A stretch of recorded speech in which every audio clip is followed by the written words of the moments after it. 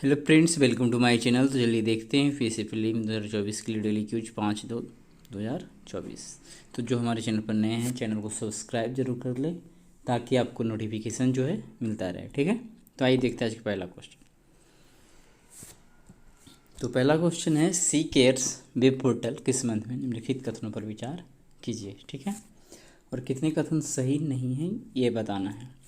तो चलिए देखते हैं। पहला कराई से centre for development of advanced computing द्वारा विकसित किया गया, जो माइटी के अंतर्गत एक अनुसंधान और विकास संगठन है। तो ये सही है। करैया भावी निधि ग्राहकों और कोयला कंपनियों को दावों के ऑनलाइन निपटान सहित विभिन्न कार्य करने में सक्षम बनाएगा। तो ये भी सही है। इस कारण से ऑप्शन डी करेक्ट हो जाएगा। ठीक है,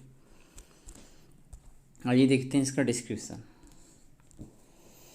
हाल ही में कोयला मंत्रालय ने कोयला खदान भविष्य निधि संगठन का सी केयर्स वेब पोर्टल लॉन्च किया है। सी केयर्स वेब पोर्टल को centre for development of advance computing CDAC द्वारा विकसित किया गया है, जो माइटी के अंतर्गत एक अनुसंधान और विकास संगठन है। यह पोर्टल CMPFO ग्राहकों तथा पेंशनभोगियों के अभिलेखों के रख रखाव के साथ ही सुव्यवस्थित प्रक्रियाओं के लिए प्रतिबद्ध है। CMPFO कोयला क्षेत्र में सामाजिक सुरक्षा के लिए भविष्य निधि एवं पेंशन योजनाओं प्रशासन के लिए MOC के अंतर्गत एक स्वायत्त संगठन है। ऐसा कथन एक सही है। ठीक है, यहाँ देख सकते हैं कि संगठन वर्तमान में कोयला क्षेत्र के लगभग 3.3 लाख भविष्य निधि ग्राहकों और 6.1 लाख पेंशनभोगियों को सेवाएं प्रदान कर रहा है। कृषि केयर CMPF ग्राहकों और कोयला कंपनियों को उनकी आवश्यकताओं के अनुरूप विभिन्न कार्य करने में सक्षम बनाएगा। जिसमें दावों का ऑनलाइन निपटान, कागज रहित कामकाज, दावों का समय पर तथा सटीक निपटान, प्रसंस्करण समय में कमी एवं शिकायत निवारण शामिल है। यह डिजिटल परिवर्तन डिजिटल इंडिया के दृष्टिकोण के अनुरूप है। ऐसा कथन दो क्या है, सही है। चलिए आइए देखते हैं आज का दूसरा क्वेश्चन। तो दूसरा क्वेश्चन है, निम्नलिखित कथनों पर विचार कीजिए, कौन सा कथन सही है। तो वर्ष 2008 में शुरू की गई जलवायु परिवर्तन पर राष्ट्रीय कार्य योजना का लक्ष्य भारत के लिए निम्न कार्बन और जलवायु लचीला विकास प्राप्त करना है, जिसके मूल में 10 राष्ट्रीय मिशन हैं। तो ध्यान देना, इसमें 8 राष्ट्रीय मिशन हैं, जिस कारण से पहला कथन गलत हो गया। ठीक है, तब यहाँ पे जब एक कथन गलत मिल गया तो और आगे पढ़ने की ज़रूरत नहीं है, दूसरा 100% सही होगा, क्योंकि इस ऑप्शन में दोनों गलत है या ऐसा कुछ लिखा हुआ रहता ही नहीं है। फिर भी एक बार पढ़ लिया जाए कि ऑप्शन में क्या है। ठीक है, तो सकल घरेलू उत्पाद की उत्सर्जन तीव्रता को वर्ष 2030 तक वर्ष 2005 के स्तर से 45% तक कम करने और वर्ष 2030 तक गैर जीवाश्म ईंधन स्रोतों से 50% बिजली उत्पन्न करने का संकल्प लिया गया है। तो ये कथन तो सही है। ठीक है, तो ऑप्शन डी हो जाएगा। दोनों कथन गलत है। इस तरह से यदि कहीं लिखा हुआ रहे तो फिर पढ़ने की ज़रूरत है, लेकिन इस तरह ऑप्शन तो फिक्स ही होता है। तो एक गलत मिला तो फिर तो आंसर आपको मिल ही जाता है। तो ऑप्शन डी करेक्ट हो जाएगा। चलिए आगे देखते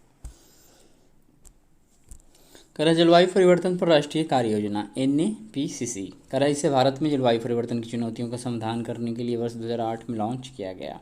इसका उद्देश्य भारत के लिए निम्न कार्बन और जलवायु लचीला विकास प्राप्त करना है। NAPCC के मूल्य में 8 राष्ट्रीय मिशन हैं, जो जलवायु परिवर्तन में प्रमुख लक्ष्यों को प्राप्त करने के लिए बहुआयामी, दीर्घकालिक और एकीकृत रणनीतियों का प्रतिनिधित्व करते हैं। ऐसा कथन एक सही नहीं है। ठीक है, चलिए देखते हैं आगे। तो आगे यहाँ देख सकते हैं कि राष्ट्रीय स्तर पर निर्धारित योगदान NDC ग्रीन हाउस गैस उत्सर्जन को कम करने और जलवायु परिवर्तन के अनुकूल बनने की भारत की प्रतिबद्धताएं सकल घरेलू उत्पाद की उत्सर्जन तीव्रता को वर्ष 2030 तक वर्ष 2005 के स्तर से 45% तक कम करने और वर्ष 2030 तक गैर जीवाश्म ईंधनों से जो है 50% बिजली उत्पन्न करने का संकल्प है। वर्ष 2070 तक जो है अतिरिक्त कार्बन सिंक का निर्माण करने और शुद्ध शून्य उत्सर्जन हासिल करने का संकल्प है। तो शुद्ध शून्य उत्सर्जन करने का संकल्प हासिल करने का जो संकल्प है कितना है, 2070। तो ये क्वेश्चन तो चलता रहेगा, इसलिए इसको याद रखना चाहिए। चलिए कह रहा है निम्नलिखित कथनों पर विचार कीजिए, उपर्युक्त कथनों में से कौन सा सही है ये बताना है। कह रहा है ब्रेनोवियर मस्तिष्क ऑर्गेनाइड को माइक्रो इलेक्ट्रोड के साथ एकीकृत करता है, जिससे एक ऑर्गेनाइड न्यूरल नेटवर्क बनता है जो सीधे कंप्यूटिंग प्रक्रिया में जीवित मस्तिष्क ऊतक को शामिल करता है। ठीक है, तो पहला कथन सही है। कर ब्रेन ऑर्गेनाइड 3D ऊतक है जो मानव मस्तिष्क की संरचना और कार्य का अनुकरण करते हैं। वे मानव भ्रूण स्टेम सेल से प्राप्त होते हैं। तो ये दूसरा भी सही है। तो यहाँ पे ऑप्शन सी क्या हो जाएगा, करेक्ट हो जाएगा। चलिए, ब्रेन वेयर एक अभिनव कंप्यूटिंग प्रणाली है जो मस्तिष्क जैसे ऊतकों को इलेक्ट्रॉनिक्स के साथ जोड़ती है। करा ब्रेनोवियर मस्तिष्क ऑर्गेनाइड को माइक्रो इलेक्ट्रोड के साथ एकीकृत करता है, जिससे एक ऑर्गेनॉइड न्यूरल नेटवर्क बनता है जो सीधे कंप्यूटिंग प्रक्रिया में जीवित मस्तिष्क ऊतक को शामिल करता है। कथन पहला सही है। कर ब्रेन ऑर्गेनॉइड 3D ऊतक है जो मानव मस्तिष्क संरचना और कार्य का अनुकरण करते हैं। वे मानव भ्रूण स्टेम सेल से प्राप्त होते हैं और स्वसंगठित होने में सक्षम होते हैं। कथन दूसरा क्या है, सही है। तो चलिए आगे देखते हैं। मस्तिष्क ऑर्गेनॉइड मस्तिष्क की कोशिका संरचना के समान होते हैं और मस्तिष्क की विकासात्मक प्रक्रिया को प्रतिबिंबित कर सकते हैं। इन्हें मानव मस्तिष्क के विकास तथा मस्तिष्क से संबंधित बीमारियों का अध्ययन करने के लिए मॉडल के रूप में उपयोग किया जाता है। ONN कृत्रिम तंत्रिका नेटवर्क से भिन्न होते हैं जो सिलिकॉन चिप्स से बने होते हैं, क्योंकि वे जैविक न्यूरॉन्स का उपयोग करते हैं जो अपने पर्यावरण से अनुकूलन और सीख सकते हैं। ठीक है, तो चलिए देखते हैं अगला क्वेश्चन।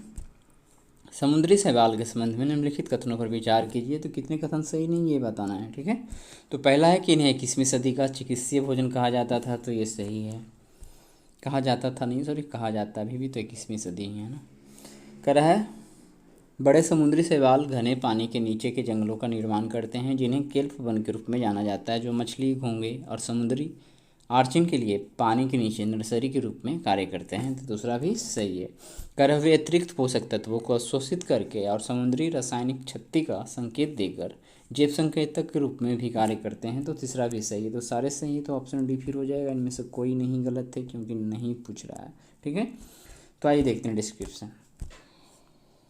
समुद्री शैवाल इन्हें 21वीं सदी का चिकित्सीय भोजन कहा जाता है। था कथन एक सही है।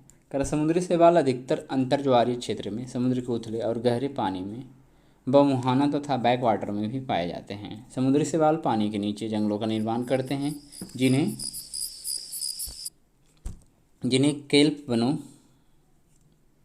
केल्प फॉरेस्ट कहा जाता है। ये जंगल मछली, घोंगे आदि के लिए नर्सरी का कार्य करते हैं। ठीक है, चलिए आप देख लेते हैं कि भारत के समुद्रों में लगभग 844 समुद्री शैवाल प्रजातियां पाई जाती है। समुद्री शैवालों की अनेक प्रजातियां हैं, जैसे गैलिडिएला एक्रोसा, ग्रेसिलिरिया एडुलिस, ग्रेसिलिरिया क्रैसा, ग्रेसिलिरिया बेरुकोसा, सरगसुम SPP और टर्बिनारिया SPP आदि। अतः कथन तीसरा सही है। ठीक है, तो आज का लास्ट क्वेश्चन है ई इंक डिस्प्ले के संदर्भ में निम्नलिखित कथनों पर विचार कीजिए। ठीक है, ई इंक डिस्प्ले। ठीक है, तो ये लगभग 7-8 साल पहले से भी खबर में है, लेकिन अभी भी खबर में है, तो इसीलिए इसको आप देख सकते हैं। ई इंक डिस्प्ले क्या होता है। ठीक है, कर उपयुक्त में से कितने सही हैं। तो आइए देखते हैं पहला पढ़ के। ई इंक डिस्प्ले एक प्रकार की इलेक्ट्रॉनिक पेपर डिस्प्ले तकनीक है जो कागज़ पर पारंपरिक स्याही की उपस्थिति की नकल करता है। तो ये तो सही लग रहा है। करा इसमें एक स्पष्ट तरल पदार्थ में निलंबित सकारात्मक रूप से चार्ज किए गए सफ़ेद कणों और नकारात्मक रूप से चार्ज किए गए काले कणों से भरे लाखों छोटे छोटे माइक्रो कैप्सूल का उपयोग किया जाता है। तो ये दूसरा कथन भी सही है। करा यह बेकेलाइट का उपयोग करता है और रोशनी को उसी तरह प्रतिबिंबित करता है जैसे LCD तथा LED। अच्छा, LCD और LED डिस्प्ले में होता है। तो ये LCD और LED डिस्प्ले की ये विपरीत होता है। ये क्या है, कम से कम एनर्जी को खपत करता है, इस कारण से ये गलत है। उसके जैसा ही कह रहा है, इस कारण से इसको गलत कह सकते हैं। तो यहाँ पे केवल 2 सही, ऑप्शन बी करेक्ट हो जाएगा। तो थोड़ा सा डिस्क्रिप्शन देख सकते हैं। कह रहा है ई इंक डिस्प्ले एक प्रकार की इलेक्ट्रॉनिक पेपर डिस्प्ले तकनीक है जो कागज़ पर पारंपरिक स्याही की उपस्थिति की नकल करती है। तो कथन पहला क्या है, सही है। करिश्मे एक स्पष्ट तरल पदार्थ में निलंबित सकारात्मक रूप से आवेशित किए गए सफ़ेद कणों और नकारात्मक रूप से चार्ज किए गए काले कणों से भरे लाखों छोटे माइक्रो कैप्सूल का उपयोग किया जाता है। अतः कथन दूसरा क्या है, सही है। करा ई इंक डिस्प्ले अपने न्यून विद्युत उपयोग, नेत्रों के अनुकूल सुविधाओं तथा विविध अनुप्रयोगों के माध्यम से दृश्य प्रौद्योगिकी में परिवर्तन ला रहे हैं। ठीक है, थोड़ा और देख सकते हैं कि ई इंक डिस्प्ले एलसीडी और एलईडी डिस्प्ले के विपरीत कागज के समान प्रकाश को प्रतिबिंबित करते हैं। यह नेत्रों के तनाव को कम करता है और न्यूनतम विद्युत का उपयोग करता है, क्योंकि यह केवल छवि बदलने पर ही ऊर्जा की खपत करता है। अतः कथन तीसरा क्या है, सही है। ठीक है, तो इससे रिलेटेड एंड्रॉयड लैपटॉप का स्क्रीन ये सब भी आ रहा है, बट अभी उतना ज़्यादा प्रयोग में नहीं है। ठीक है, तो चलते हैं, आज का क्या क्यूज खत्म।